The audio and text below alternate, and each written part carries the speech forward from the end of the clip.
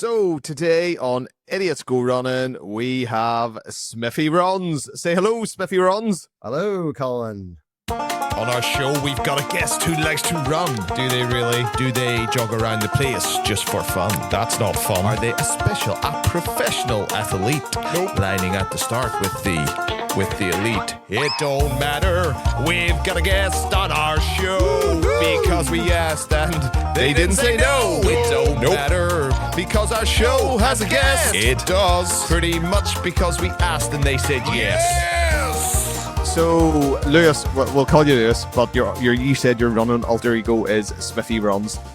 Tell us a bit about yourself. How did you get into running? What's your story?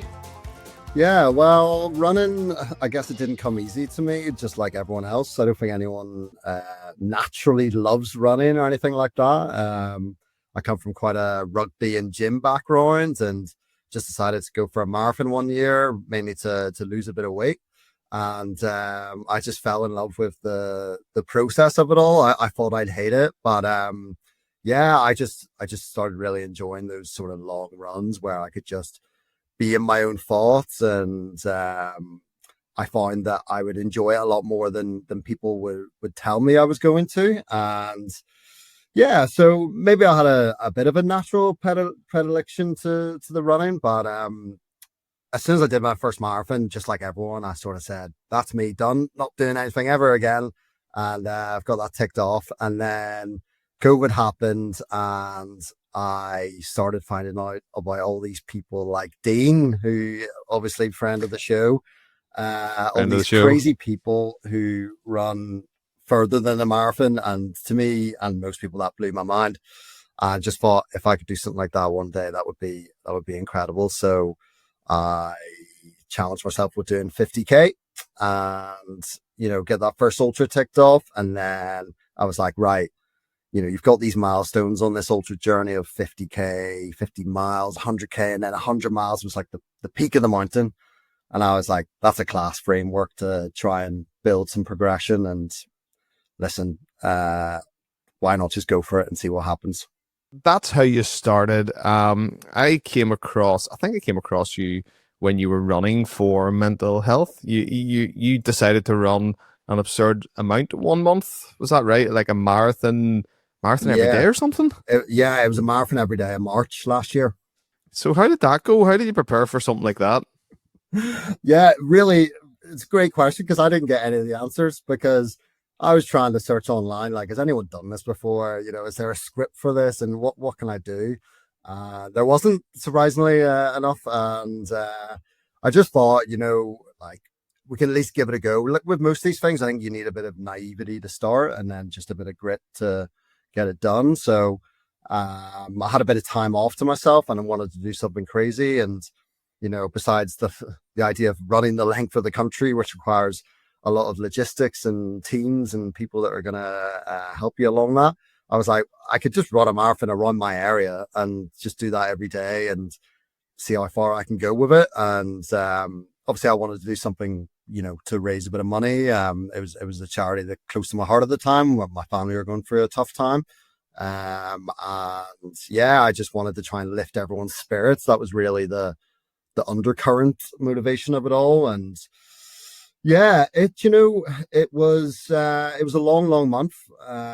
But to be honest, actually looking back, I really enjoyed it. It had its hurdles in the first week. I think more so than the rest of the weeks, strangely enough. It probably got easier as it went along because I think the body just adapts in some way as well as the mind. You're adapting to the routine, getting up at the same time every day and leaving the house every day, running at the same pace every day. And there was teething pains in that first week of, blisters and you get a lot of muscle pain in the first week. And then it just seemed to sort of subside as I adapted to it. And it was a special month and got loads of people out involved with me. And I never thought it was something I'd be able to do, but it's another proof that you can really do anything you put your mind to. I suppose I need to ask, what did you eat throughout that month? And did you get faster? Did you get faster as the month went on or did you get slower? I got faster and I got fatter because I needed to keep eating like so much. Honestly, like that was one of the biggest things was trying to track how much I was eating, about 5K calories a day probably, and we're talking all sorts, Colin, all sorts. Okay. I used to make I called it a super shake, where you basically just get a blender and you throw every bit of chocolate and confectionery you can into it with a bit of milk and some protein powder, and just get that down the hatch. People who know me know I love cream eggs, and there was a lot of cream eggs. It was the right time of the year for it, and yeah, honestly, probably have like 2 cream eggs on the run, 2 cream eggs when I finish, and yeah, it was something to look forward to as well at the end of it. By the end, did you ever want to see a cream egg again? I said I wouldn't, and then Easter came along again, and I was just like an addict, sniffing a bit of Sniffing a bit of cream egg. We don't encourage snorting cream eggs on the show.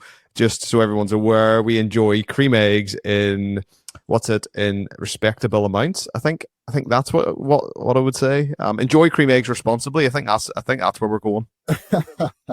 Yes, I don't know. You should be passing more than one a day, to be honest.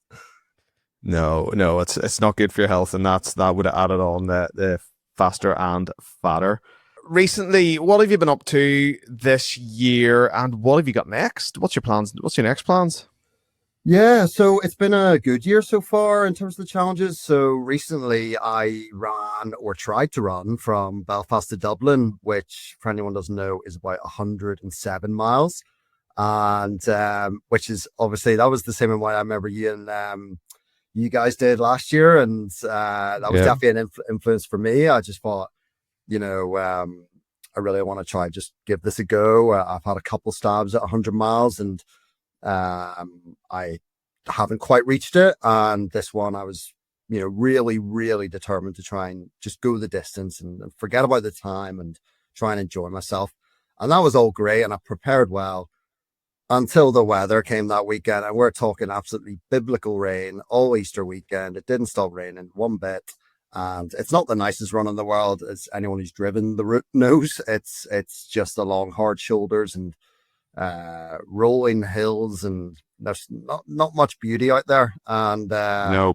when you're combining it with just being absolutely soaked the whole time, it was absolutely crazy.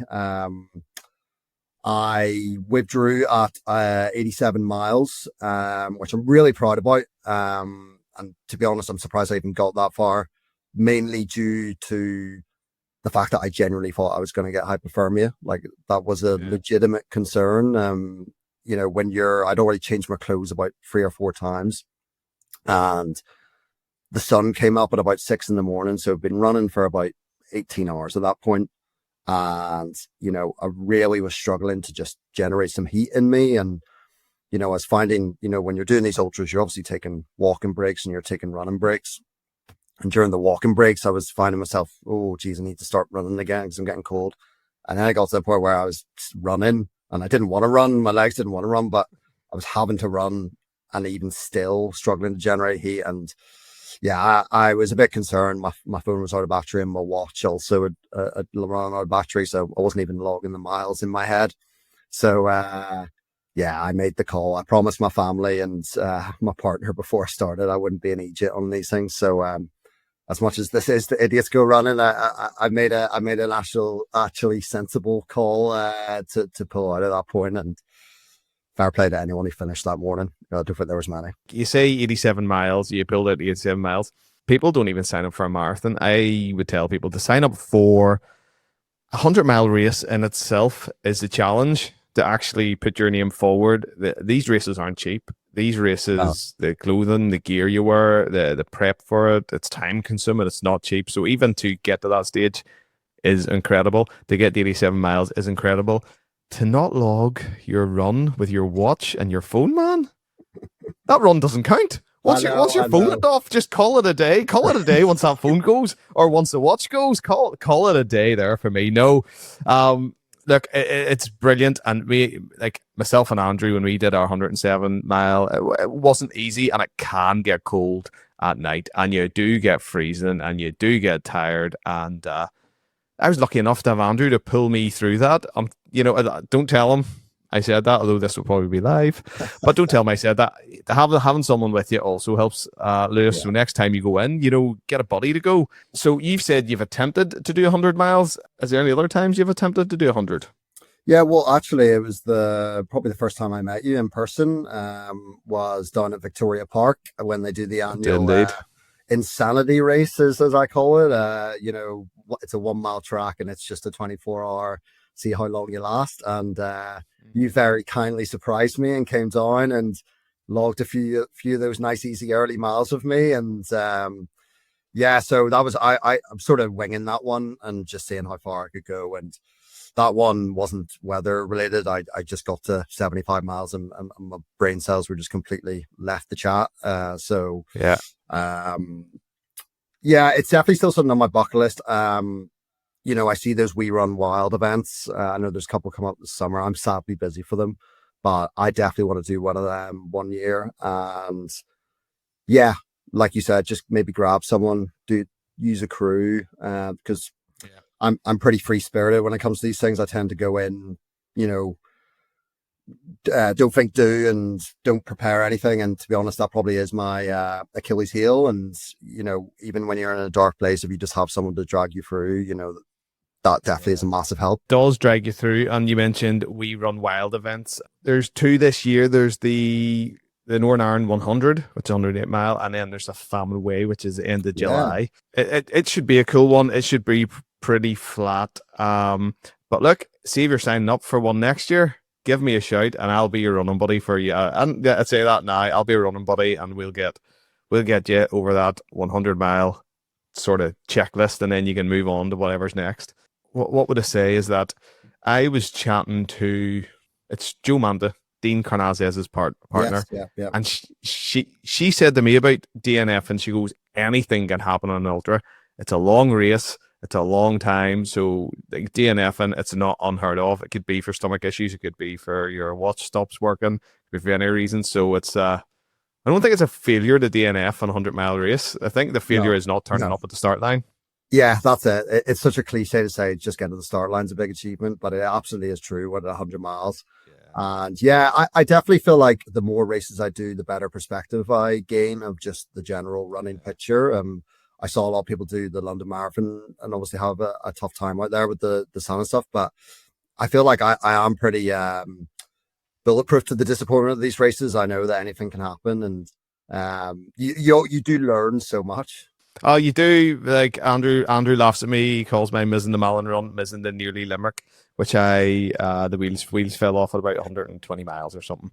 But they did fell off. That story, missing the Malin part 3, is coming. We all promise everyone. It just hasn't happened yet. Speaking of idiots, I have a question from Andrew, and you were telling me before the show you're looking forward to Andrew's question.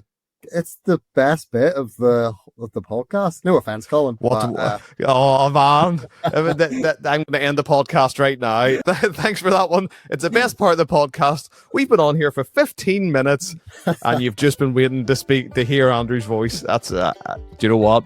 I'm just going to run his question. You're in the middle of a race, and you come to a bridge, and out of nowhere, a Canadian grizzly bear jumps on the bridge and says to you, he can speak to you, by the way, he says to you, "G'day mate, if you want to cross this bridge, you gotta play me and rock, paper, scissors. If you lose, I eat you. If it's a draw, I punch you in the nose and I'll take both your shoelaces. And if you win, you can go on across this bridge. So tell me, what do you do? Do you play rock, paper, scissors, or do you chicken out and run the other way? Or do you do something else?" Wow, that is... I mean, to be honest, on these ultras, you do tend to get these crazy hallucinations. It wouldn't be something that would be too surprising for us overnight ultra runners to see. But wow, a big Australian as well. Why? I thought that myself. I thought Canadian grizzly bear. G'day, mate. I was kind of going. Maybe it's an maybe it's a Canadian grizzly bear who emigrated from Australia. He clearly has Australian family, but yeah. I think I'd have to go for it. I think in these ultras, you know, you have to be brave, right? You can't chicken out at any point. It's all about just putting one foot in front of the other. And if it's this bear is trying to stop me, I'm gonna have to try and take him on. So, do you know, I back myself. What's that? I don't know what the odds are of rock paper scissors. I know you had a bad time in Greece, but I've always had a bad time. Andrew's very good by the way, Andrew's very good at rock, paper, scissors. If there's anyone you want by your side with rock, paper, scissors, I struggle to beat him. And I don't know how. He is just very, very good at rock, paper, scissors. But yeah, so you would play the bear? Yeah, I would. Do you know, that's it. So Andrew's obviously got the psychology of rock, paper, scissors locked down. So I'd have a few sessions with Andrew and work out a wee strategy to get past him. But best of three, I back myself. Listen, if you lose the shoelaces, you lose the shoelaces. It doesn't matter. Your feet are going to hurt at any point, you know, no matter what at that point. And if you get eaten, well, at least you don't have to run the rest of the race out. At least you don't have to come on or explain to people why you didn't finish the race. You will make the news. You know, Smiffy Runs ate by a bear on mile, we'll call it 101, because you nearly finished. You've still got 6 miles left and you'll hit that 100-mile marker. So, do you know, yeah, so long as my run gets uploaded to Strava still, yeah, and you know, it's a post-mortem Strava, fine. The respect kudos will be massive. Will be through the roof. Will be a bloody puddle on the floor as your final Strava picture. You'd make it on the running cult history fame, like a wall of fame, whatever you want to call it. But so Andrew's brought in the thought of, you know, Canadian or Australian, whatever you want to say. Is there any big events around the world that you would have your eye on to go in the future? I want to do this. Wow, good question. So I saw the two lads doing Marathon des Sables recently on the pod. Yes, they smashed it, didn't they? They finished it. So yeah, that's definitely one. I think that's probably got to be everyone's bucket list. But it looks so hard with the heat. You know, the two that spring to mind are the Marathon des Sables and Badwater, but both of them are just extreme heat challenges. Like, I don't even think they're running challenges. They're just how long can you survive in this heat? So realistically, probably not either of those two. Yeah, I definitely want to do the length of some form of country. I've seen a few more people do Jonah Gross to Land's End of late, which you know is, I think it's over 1,000 miles. But you know, if you broke that down, I think similarly to my marathon every day, you know, it'd be a logistical challenge more than anything, but it'd be a crazy sort of achievement to run from one part of one side of the country to another. And I guess you've got a small island in Ireland that is maybe a little bit more accessible for us and maybe more achievable. But yeah, that would be really cool, like, wouldn't it? It's just the adventure. It's like people have times and finishing things and medals. Like we always say, everyone runs for different reasons. There's people run for times, mental health. I like to push myself to get myself, you know, more bulletproof, as you say. But it's the adventure. It's the adventure. So much fun. And you touched on, it was Jake and Ross. Yes. Similar to myself and Andrew, where Ross is the real runner, the real pusher, the real one turn up for these events. And I have the feeling Jake just rocks on for the laugh. You know, once again, it's the duo. It's the two of them. It's one pushing the other through. All these things always does help. That's what else? I'm missing, Colin. I'm missing my Robin. You're missing Batman, your Robin. I'm missing a Robin. That to get me over the line of these things. So you see, you've listened to the show. So would you be saying I'm the Batman and Andrew's the Robin? Is that what I'm hearing? Oh, that's obviously the case. Yeah. You're giving Andrew too much kudos. I would say he's the Catwoman, cat girl. I don't know, Well, whatever she's called. I think a lot of people would Whatever like she. to be Catwoman to be. well, I don't know. He could well be. But yeah, Robin or Catwoman. Actually, do you know what? Robin's even worse than Catwoman. I'm not going to give him much respect for Catwoman. Yeah, Robin, definitely Robin. Your food. Let's get the food. Everybody loves food. Yes. You love your cream eggs, and would you bring cream eggs with you on every run, on every event that you do? Is it your go-to thing? Confirmed, have done, and will do for the foreseeable. And this is quite a contentious question I'm going to come out with next. Does it have to be the original cream eggs? The Oreo has brought out their own version, and it has all these different variations. Or caramel cream eggs. Like, there's a lot of different cream eggs out there. Are we going like the original cream eggs? I'm going to be pretty staunch here and say it has to be cream egg and cream egg only. All those are just phonies. Okay, you need that just nice, phonies. Gooey fondant. Yeah. I don't want any of these crunchy stuff or caramel. No, it's just a chocolate bar wanting to be a cream egg. Yeah, that's it. It's like if there was a chocolate bar fancy dress costume and everyone had to turn it as a cream egg, you're going to have Galaxy caramels, you're going to have all these Oreos, and they're going to be turning up. But the cream eggs are the star of the show. And I suppose I don't want to plug any type of brands, but how do you eat yours? Oh, how do I eat my cream egg? How do you eat cream egg? I'm a bit more of a specific process. I'm probably in 4, right? Off the side of the top, you sort of break it into 4 compartments. None of this swallowing out. I have a pal who eats it in one. He literally will just pop it in and just let it melt and I'd be scared of choking. I think he lets it all just melt in his mouth and then drinks it like a shake. I don't really know. No, I don't really do any of the licking out the fondant. That looks a bit dodgy in public, and you can get away with a lot of stuff in an ultra race, but I still don't want to be seen licking out a cream egg. So, okay. Yeah, we'll bite it in 4. You bite it in 4? Yeah. So how do you bite it in 4? Do you like explain how you bite it in 4? Because I usually just break the top off, and then I would eat it in 3. Bite the top, bite the side, and eat the other side.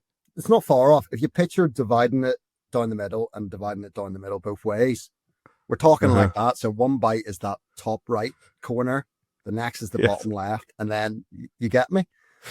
Like I kind of do get you. So where I take the top off, you take the top and or the half top in 2. Brilliant. Well, that's for anybody who's running ultras and wants to learn how to eat cream eggs. You've come to the right place, and I hope you're still tuned in to this podcast.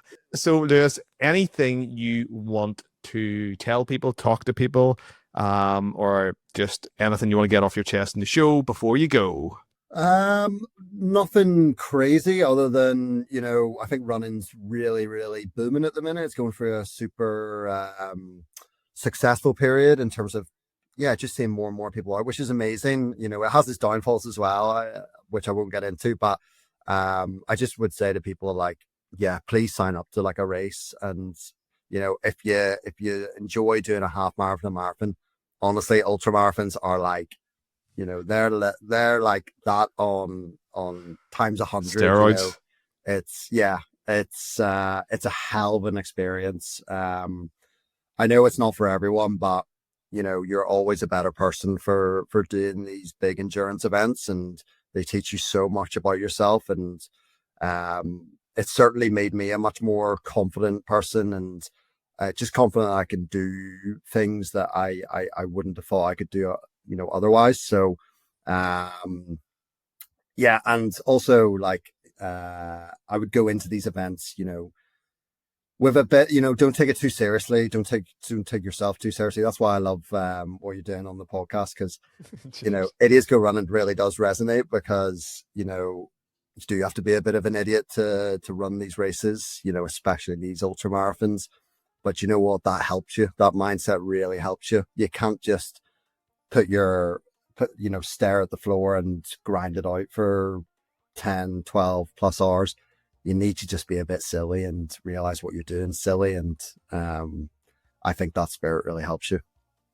Well, Lewis, you did touch on a point, and we're not the idiots for running. They're the idiots for not running. That's what I'm going to say. We're not idiots. The ones who are out there in the middle of the spurns, in the middle of the night, running. We're not idiots. This is where we're meant to be. This is where we're meant to be. Everybody else sitting in, having nice food, going out for meals, having a coffee, relaxing, enjoying watching TV. Idiots. That's what I call. Yeah, I'm joking. Everyone's an idiot, and we use it in a positive way, and that will never make the word idiot negative. But Lewis, thank you so much for coming on the show today, and thank you so much for taking time to chat to myself and answer Andrew's audaciously stupid question. But yes, have you enjoyed it? It's a pleasure, Colin, honestly. I look forward to all the episodes when they come out, so it's really you'll be listening to this one. And when you do sign up for your next 100, come back on the show, talk to us about it, and then when you finish it and you get past that 100-mile mark, sure, then you come back on again. So that's potentially 2 times we'll bring you back on again. There we go. Wow, it's a contract. It's a contract, it is. You don't just come on to Idiots Go Running. You sign a contract, and that's why you're here. Lewis, thank you so much for coming on today to Idiots Go Running. My pleasure, Colin. Cheers.